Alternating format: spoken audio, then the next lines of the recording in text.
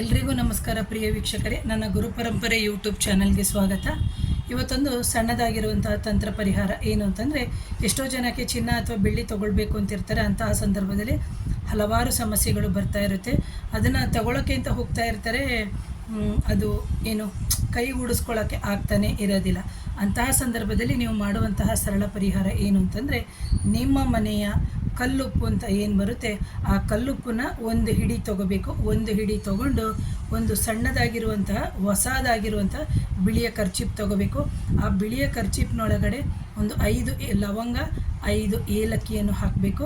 ಹಾಕಿಬಿಟ್ಟು ನೀವೇನು ಮಾಡಬೇಕು ಅಂದರೆ, ಆ ಕಲ್ಲುಪ್ಪನ್ನ ಶುದ್ಧವಾಗಿ ಮನಸ್ಸಿನಾರೆ ಹೇಳಿಕೊಂಡು ಅದರೊಳಗಡೆ ಬಿಳಿಯ ಬಟ್ಟೆ ಒಳಗಡೆ ಕಟ್ಟಬೇಕು, ಮೀನ್ಸ್ ಅಥವಾ ಪೋಟ್ಲೆ ಮಾಡಬೇಕು. ಅದಾದ ನಂತರ ಕೆಂಪು ಬಟ್ಟೆ ಅಥವಾ ಕೆಂಪುದು ಕರ್ಚಿಪ್ಪು ಅಥವಾ ಕೆಂಪು ವಸ್ತ್ರ ಅಂತ ನಾವೇನು ಹೇಳ್ತೀವಿ ಅದನ್ನು ತೊಗೋಬೇಕಾಗುತ್ತೆ. ಅದನ್ನು ತೊಗೊಂಡು ನೀವೇನು ಮಾಡಬೇಕು ಅಂದರೆ, ಬಿಳಿಯ ಪೋಟ್ಲೆ ಏನು ಫಸ್ಟ್ ಕಟ್ಟಿರ್ತೀರಿ ಅದೇ ಥರ ಆ ಬಿಳಿಯ ಪೋಟ್ಲೆಯ ಒಳಗಡೆ ಇಟ್ಟು ಕೆಂಪು ಬಟ್ಟೆಯನ್ನು ಸುತ್ತಿ ಕಟ್ಟಿಬಿಟ್ಟು ನಿಮ್ಮ ಅಡುಗೆಯ ಮನೆ ಏನಿದೆ ಅಡುಗೆಯ ಮನೆಯಲ್ಲಿ ಹೋಗಿಬಿಟ್ಟು ಯಾವುದಾದ್ರೂ ಒಂದು ದಿಕ್ಕಿನಲ್ಲಿ, ಅಂದರೆ ಶುದ್ಧವಾಗಿರಬೇಕು ಅಡುಗೆ ಮನೆ. ಬಿಫೋರ್ ದಟ್ ಈ ಪ್ರೊಸೀಜರ್ ಮಾಡೋಕ್ಕಿಂತ ಮುಂಚೆ ನಿಮ್ಮ ಅಡುಗೆಯ ಮನೆಯಲ್ಲಿ ತೊಗೊಂಡೋಗಿ ಇಡೋದ್ರಿಂದ ಖಂಡಿತವಾಗ್ಲೂ ನಿಮ್ಮ ಮನೆಗೆ ಚಿನ್ನ ಅಥವಾ ಬೆಳ್ಳಿ ಅಡೆತಡೆ ಆಗ್ತಾಯಿದ್ರೆ ಬರೋದಕ್ಕೆ ಖಂಡಿತವಾಗ್ಲೂ ಪರಿಹಾರ ಆಗುತ್ತೆ.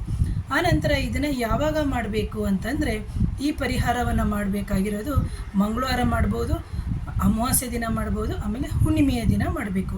ಇದನ್ನು 1 ತಿಂಗಳ ನಂತರ ನೀವೇನು ಮಾಡಬೇಕು ಅಂತಂದರೆ, ತೆಗೆದುಬಿಟ್ಟು ಮತ್ತೆ ಶುದ್ಧಿ ಮಾಡಬೇಕು. ಮೀನ್ಸ್ ಅದನ್ನು ಏನಿದೆ ಕೆಂಪು ಮತ್ತು ಬಿಳಿ ಬಟ್ಟೆನ ತೆಗೆದು ಡಸ್ಟ್ಬಿನ್ನಿಗೆ ಹಾಕಿ, ಆ ಉಪ್ಪು ಮತ್ತು ಆ ಲವಂಗ ಮತ್ತು ಏಲಕ್ಕಿ ಅಂತ ನಾನು ಏನು ಹೇಳಿದೆ ಅದನ್ನು ತೆಗೆದುಬಿಟ್ಟು ನೀವು ಮರದ ಕೆಳಗಡೆ ಹಾಕಬೇಕು. ಎಗೇನ್ ಬಂದು ಮತ್ತೆ ಅದೇ ಥರ ಬಿಳಿ ಬಟ್ಟೆಯಲ್ಲಿ ಕಟ್ಟುವಂಥದ್ದು ಮತ್ತು ಕೆಂಪು ಬಟ್ಟೆಯಲ್ಲಿ ಕಟ್ಟಿ ನಿಮ್ಮ ಅಡುಗೆ ಮನೆಯಲ್ಲಿ ಇಡೋದ್ರಿಂದ ನಿಮಗೆ ಆಗುವಂತಹ ಒಡವೆಗೆ ಸಂಬಂಧಪಟ್ಟಿರುವಂತಹ ಅಥವಾ ಹಣಕಾಸಿನ ಅಭಿವೃದ್ಧಿಗೆ ತೊಂದರೆ ಆಗುತ್ತಿರುವಂತಹ ಪರಿಹಾರಕ್ಕೆ ಇದು ಅತ್ಯಂತ ಸರಳವಾದ ಪರಿಹಾರ. ನಿಮ್ಮ ಮನೆಯಲ್ಲೇ ನೀವು ಯಾರಿಗೂ ಹೇಳದೆ ಮಾಡಿ. ಹಾಗೆ ಇದನ್ನು ಮನೆಯಲ್ಲಿ ಅಂದರೆ ಮಾಡೋಕ್ಕಿಂತ ಮುಂಚೆ ಒಂದು ಕಡೆ ಇಟ್ಟಿರ್ತೀರಲ್ಲೋ, ಮನೆಯವ್ರಿಗೆ ಹೇಳಿಬಿಡಿ, ನಾನು ಏನೋ ಒಂದು ಇಟ್ಟಿದ್ದೀನಿ ಅದನ್ನು ತೆಗೆದು ಬಿಸಾಡಬೇಡಿ ಅಂತ. ಅಥವಾ ಗಂಡ ಇದ್ದರೆ ಹೆಂಡ್ತಿಗೆ ಹೇಳಿ, ಹೆಂಡ್ತಿ ಇದ್ದರೆ ಗಂಡನಿಗೆ ಹೇಳಿ, ಅಥವಾ ಮಕ್ಳಿಗೆ ಹೇಳಿ. ಯಾಕೆ ಏನು ಅಂತ ಕೇಳಿಬಿಡ್ರಪ್ಪ, ತೆಗೆದು ಬಿಸಾಡಬೇಡಿ ಅಂತ ಹೇಳಿದ್ರೆ ಮುಗ್ದೋಯ್ತು. ಇದು ಅತ್ಯಂತ ಸರಳವಾದ ರೀತಿಯಲ್ಲಿ ಮಾಡುವಂಥ ಪರಿಹಾರ ಪ್ರಿಯ ವೀಕ್ಷಕರೇ. ಹಾಗಾಗಿ ನನ್ನ ಈ ಸರಳ ಪರಿಹಾರವನ್ನು ಯಾರಾದರೂ ಮೊದಲನೇ ಬಾರಿಗೆ ನೋಡ್ತಾ ಇದ್ದರೆ ದಯವಿಟ್ಟು ಚಾನಲ್ನ ಸಬ್ಸ್ಕ್ರೈಬ್ ಮಾಡಿ, ಶೇರ್ ಮಾಡಿ, ಕಮೆಂಟ್ ಮಾಡಿ. Thank you.